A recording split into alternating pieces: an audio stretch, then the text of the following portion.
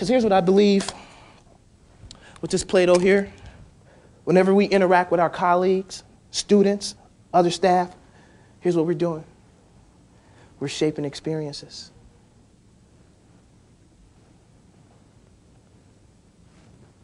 Whatever role you are in or position you are in at Century College, here's what you do. You shape people's experiences.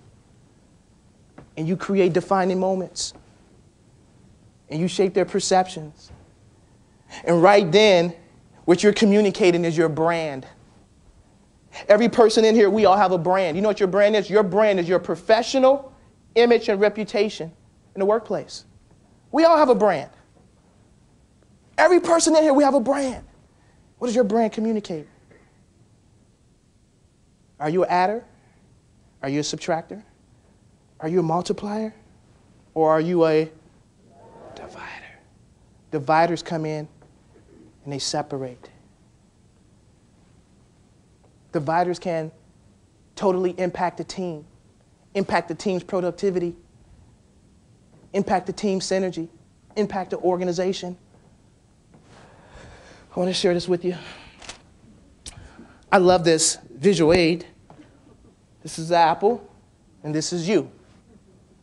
You're firm, you're optimistic, you still have your continuity. Remember, we spend part of our 68 in the workplace, 168 in the workplace, and then sometimes we end up dealing with people who are not healthy, and they're rotten apples. Here's what research says with regards to customer service. 68% of customers stop doing business with an organization because of one person's bad attitude.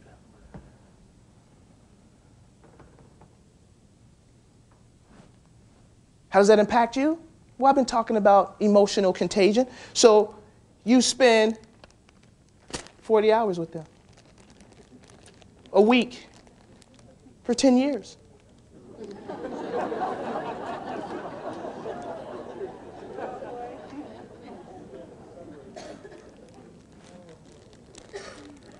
And if you don't watch yourself, they start to rub off on you. Can that happen? Can it happen in your marriages? Can it happen in your relationships? The information that I'm sharing with you is not just applicable in a professional environment, it's applicable in your personal life and your private life as well. So I want you to think about who are the adders and the multipliers in your life, and who are the subtractors and the dividers. I want you to practice RAP. Recognize, see people. You know, you can't appreciate a person unless you spend time with them. To appreciate someone means to understand their value. See, when we say we appreciate something, then there's something about that individual that's particular, that stands out, that radiates. What's unique about them? What value does that person add? That appreciation. You know, basic psychology says, whatever behaviors you would like to see repeated, you better recognize it and praise it. If not, it will begin to diminish. So at home, in your families, I encourage you to recognize, appreciate, and praise. So some people have been asking me, Jermaine, what are you doing now? I got to tell you this. I spend my life right now professionally doing the 3 Ings: teaching, speaking, and writing. Right? I'm teaching part-time now. It's because I don't want to live with regrets. I don't want to be 60 years old and say, man, I want to write a book when I was 32, but I was teaching those 5 classes.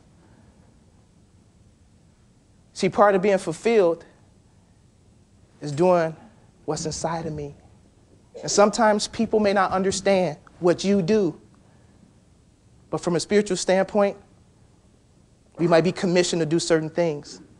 And as one of my favorite writers, Jermaine M, says this: you are not called to everyone, But there are certain people who need what you have inside of you. The other day, I was in Rosedale Mall. I live in Roseville. And I was walking by. And there was these two young ladies looking at me. I thought they were flirting. I looked kind of scrubby. I was like, oh, wow. Someone says, are you Jermaine Davis? And I said, yeah. Young lady says this. I read your book and I lost 190 pounds. I said, get out of here. She says, no. I said, did you read that story in the back? She says, yes. And her friend says, dude, she loves you. Thank you.